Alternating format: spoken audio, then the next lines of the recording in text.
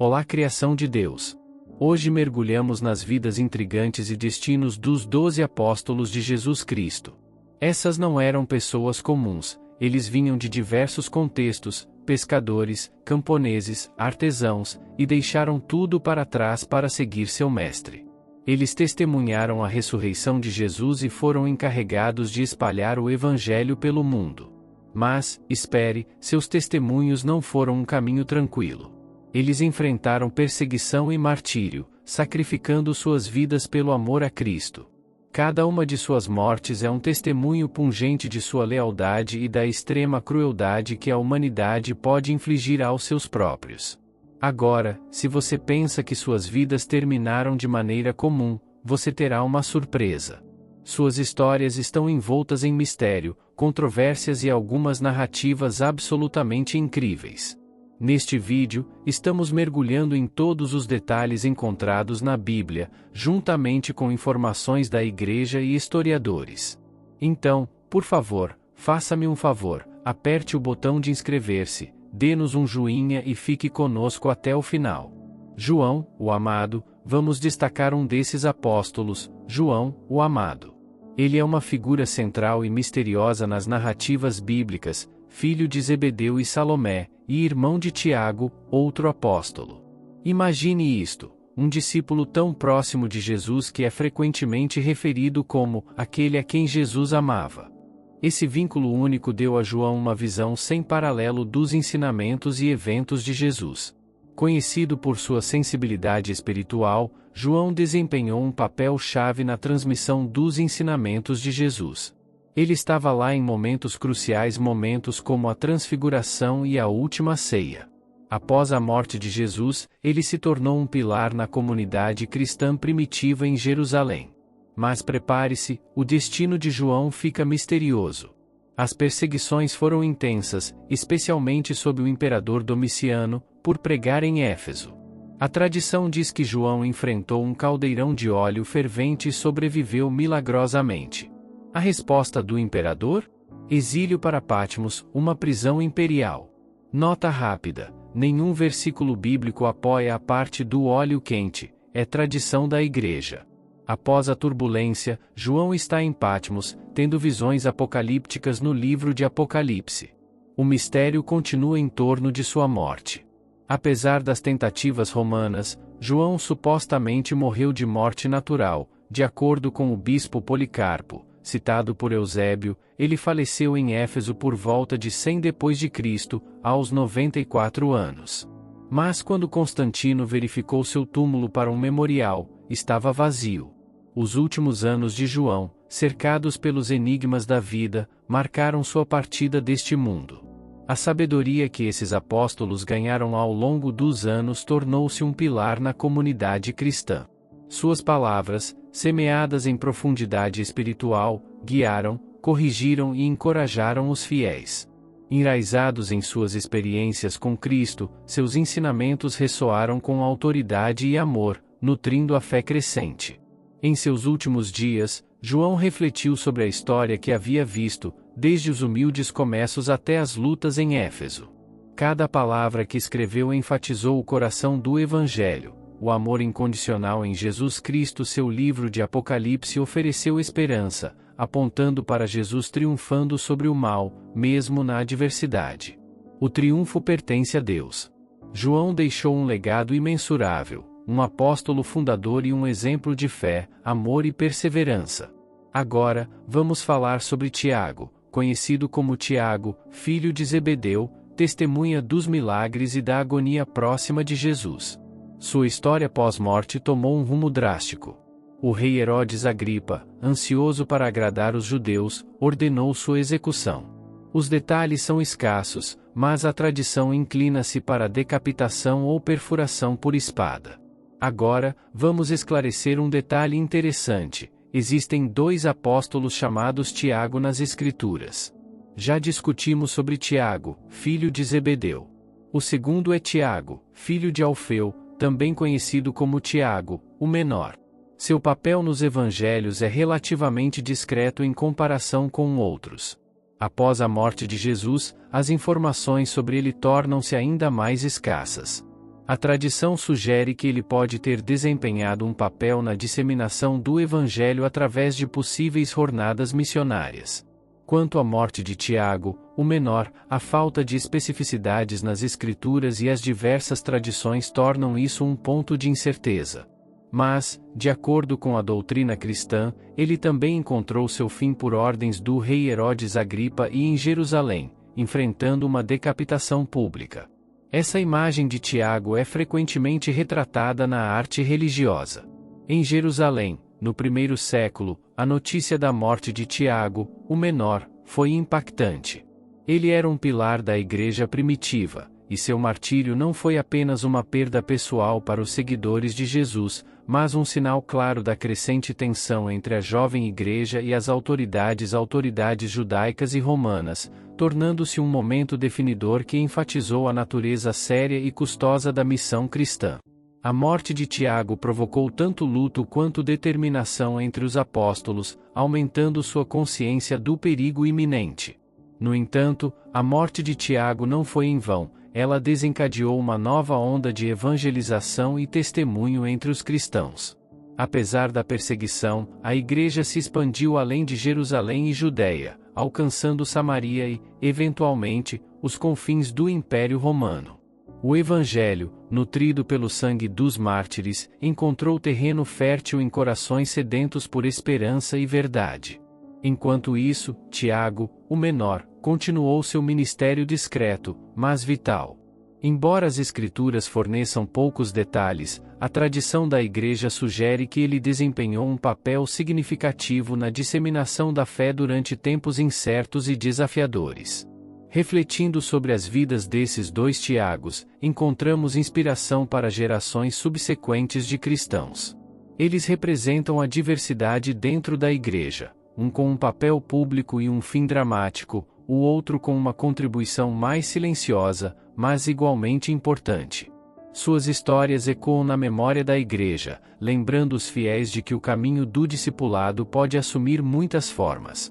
Cada um, à sua maneira, abraçou o chamado para seguir Cristo, seja na praça pública ou nas sombras discretas do serviço fiel. Agora, vamos nos voltar para outra figura central, Pedro. Originalmente chamado de Simão, um pescador galileu, foi chamado por Jesus para se tornar um pescador de homens. Mais tarde, seu nome foi mudado para Pedro, simbolizando a solidez de sua fé. Pedro foi retratado como fervoroso e dedicado, testemunhando milagres e até reconhecendo Jesus como o Cristo. Desempenhando um papel central na última ceia, Pedro também liderou os apóstolos. No entanto, sua negação de Jesus durante a prisão foi um evento significativo, seguido por profundo arrependimento e restauração após a ressurreição. Após a ressurreição de Jesus, Pedro embarcou em uma jornada pelo Império Romano para espalhar o Evangelho, eventualmente se estabelecendo em Roma, onde liderou a comunidade cristã. Nos Atos dos Apóstolos, Pedro desempenha um papel crucial na expansão do Evangelho, especialmente para os gentios. Em 64 d.C., um grande incêndio em Roma levou o imperador Nero a culpar os cristãos, desencadeando uma perseguição implacável. Pedro, preso, enfrentou a sentença de morte como parte desses trágicos eventos. Uma narrativa pungente emerge a respeito do apóstolo Pedro nos anais da tradição cristã. A tradição sustenta que, em um ato de profunda humildade, Pedro pediu para ser crucificado de cabeça para baixo. O local escolhido para essa crucificação foi a colina do Vaticano, agora adornada pela majestosa Basílica de São Pedro. A crucificação invertida de Pedro tornou-se um testemunho corajoso e final, significando sua fé inabalável em Jesus Cristo durante um tempo de perseguição. Os cristãos enfrentaram tortura e execuções horrendas. A decisão de Pedro de ser crucificado de cabeça para baixo, conforme narrado pela tradição, não foi apenas um ato de humildade, mas um poderoso testemunho de sua devoção a Cristo. Essa escolha reflete a profunda transformação do pescador impulsivo nas margens do Mar da Galileia para o pilar da Igreja, um líder cuja fé guiou inúmeros outros enquanto as chamas da perseguição ardiam. A fé cristã se espalhou com ainda mais vigor, uma chama inextinguível desafiando a opressão e a morte. A morte de Pedro não foi o fim, mas um novo começo. Sua jornada, marcada por negação e restauração, bravura e sacrifício, continua a inspirar e encorajar cristãos ao longo dos séculos. No complexo tecido da história, a responsabilidade do imperador Nero pela morte do apóstolo Judas Tadeu se torna aparente. Apesar de ser menos mencionado na Bíblia, Judas Tadeu desempenhou um papel significativo ao questionar as palavras de Jesus na última ceia. Após Jesus, ele contribuiu extensivamente para a propagação do Evangelho na Mesopotâmia e na Pérsia. A tradição cristã oferece narrativas diversas sobre a morte de Judas Tadeu, sugerindo possível martírio por apedrejamento ou golpes de um machado. Independentemente dos detalhes, sua morte simboliza dedicação e fidelidade a Cristo, tornando um dos santos padroeiros das causas perdidas, um farol de esperança em situações desafiadoras. André, irmão de Simão Pedro, embora ofuscado por apóstolos mais proeminentes, tinha uma proximidade única com Jesus desde o início, associado a momentos cruciais nos evangelhos.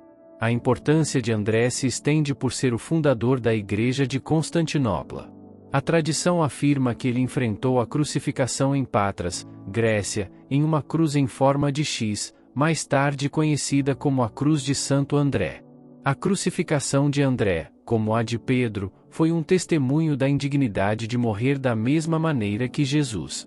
Seu legado perdurou mesmo após séculos, com seus restos mortais trazidos para a Escócia, onde é venerado. Filipe, proveniente Filipe, chamado por Jesus de Betsaida, se viu envolvido em episódios significativos, incluindo a alimentação milagrosa da multidão.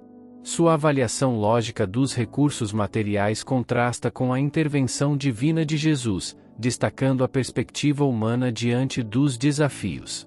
Mesmo após a morte de Jesus, Filipe desempenhou um papel crucial na propagação do Evangelho, empreendendo jornadas missionárias para regiões como Samaria. Sua jornada, marcada por encontros com desafios e milagres, contribuiu para o crescimento inicial do cristianismo. As informações a respeito da morte do apóstolo Filipe no Novo Testamento são escassas, deixando um vazio preenchido pelas tradições da Igreja. Os detalhes específicos em torno de seu falecimento carecem de consenso claro, com relatos sugerindo que Filipe enfrentou crucificação ou apedrejamento em Hierápolis, Ásia Menor, por volta de 80 d.C., durante a perseguição ordenada pelo imperador romano Domiciano. Simão, conhecido como Simão, o Zelote, destaca-se entre os apóstolos por sua identidade única e comprometimento inabalável com seus princípios. Sua vida antes de encontrar Jesus permanece envolta em mistério, mas a designação Zelote sugere uma possível associação com um grupo politicamente e religiosamente fervoroso, dedicado à independência de Israel. Os detalhes da morte de Simão, o Zelote, são escassos nas Escrituras, com a maioria dos relatos indicando tortura brutal, incluindo esfolamento e corte durante a perseguição dos cristãos pelo imperador romano Trajano. Bartolomeu, um dos 12 apóstolos, escolhido por Jesus como um dos 12, embarcou em uma jornada de pregação do Evangelho na Índia após a morte de Jesus. Suas conversões bem-sucedidas atraíram a atenção do rei Astiages, levando à prisão e execução de Bartolomeu. Os registros históricos oferecem detalhes limitados sobre a morte de Bartolomeu, e a tradição cristã fornece narrativas variadas. Uma conta sugere o martírio por esfolamento, um método de execução brutal, enquanto outra, enraizada na tradição cristã ortodoxa oriental, narra fugas milagrosas de tentativas de execução, concluindo com sua crucificação de cabeça para baixo em Hierápolis, Ásia Menor. Durante a perseguição pelo imperador Trajano no ano 51 d.C., Bartolomeu suportou a terrível provação de ser esfolado vivo antes de enfrentar a crucificação de cabeça para baixo. Sua pele foi publicamente exibida como um aviso severo para outros cristãos. Mateus, o apóstolo e evangelista, originalmente Levi, um coletor de impostos em Cafarnaum, teve sua vida transformada ao ser chamado por Jesus. Apesar do desprezo social por sua profissão, a contribuição duradoura de Mateus foi o Evangelho, uma parte fundamental do Novo Testamento. Segundo tradições cristãs antigas, Mateus continuou pregando após a ascensão de Jesus. A tradição amplamente aceita em torno de sua morte afirma que Mateus foi martirizado em Nabis, Etiópia, durante uma missa, morto à espada, testemunhando sua fé inabalável em Jesus Cristo. Tomé, também conhecido como Tomé, o incrédulo, um dos 12 apóstolos e conhecido por seu ceticismo, expressou dúvidas sobre a ressurreição, ganhando o apelido de Tomé, o duvidoso. Sua transformação ocorreu quando foi convidado por Jesus a tocar as feridas, levando a sua proclamação: "Meu Senhor e meu Deus". Informações limitadas existem sobre a vida posterior de Tomé, com tradições cristãs sugerindo envolvimento em missões na Índia. Segundo essa narrativa, Tomé encontrou o martírio por lanças em Chennai, Índia, após uma missão de evangelização bem-sucedida. Neste segmento, mergulhamos na narrativa de Judas Iscariotes, um nome gravado na história como um símbolo de traição dentro dos evangelhos. Seu papel como o apóstolo que traiu Jesus às autoridades religiosas ressoou através dos séculos. A vida de Judas antes de se tornar discípulo de Jesus permanece envolta em mistério, e inicialmente ele compartilhava um chamado e propósito comuns com outros seguidores de Cristo. O episódio trágico se desenrolou durante a última ceia, quando Satanás entrou em Judas, compelindo-o a trair Jesus por 30 peças de prata. A infame identificação de Jesus aos líderes religiosos ocorreu através de um beijo, marcando aquele a ser preso. Os motivos por trás da traição de Judas são complexos, variando desde possível desilusão até expectativas não atendidas em relação ao esperado reino terrestre.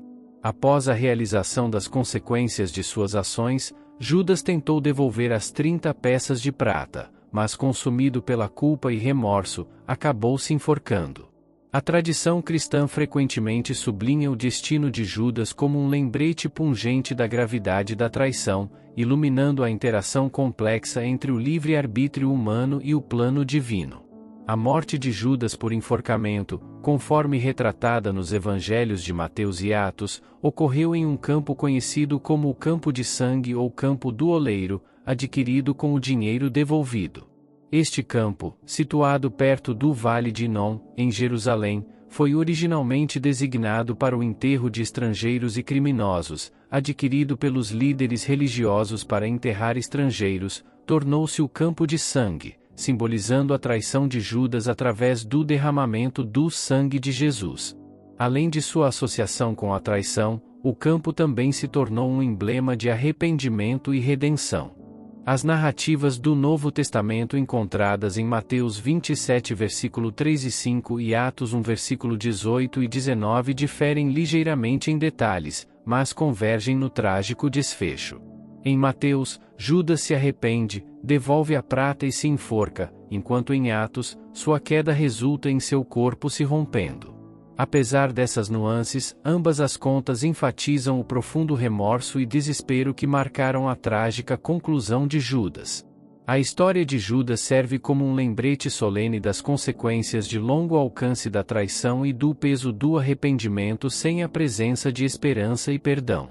Em nossa jornada através das vidas e destinos dos 12 apóstolos de Jesus Cristo, exploramos as histórias de fé, sacrifício e dedicação inabalável. Desde João, o amado, com sua proximidade singular com Jesus, até a trágica traição de Judas Iscarioto, cada apóstolo trilhou um caminho marcado tanto pela glória quanto pela adversidade. Suas vidas, repletas de milagres, ensinamentos e perseguições, culminaram em mortes que testemunharam sua fidelidade ao Evangelho. Através de suas narrativas, vemos a complexidade da natureza humana, a profundidade do arrependimento e a força da fé. Eles nos ensinam que, apesar das falhas e desafios, a graça de Deus é suficiente para nos transformar em instrumentos de sua vontade.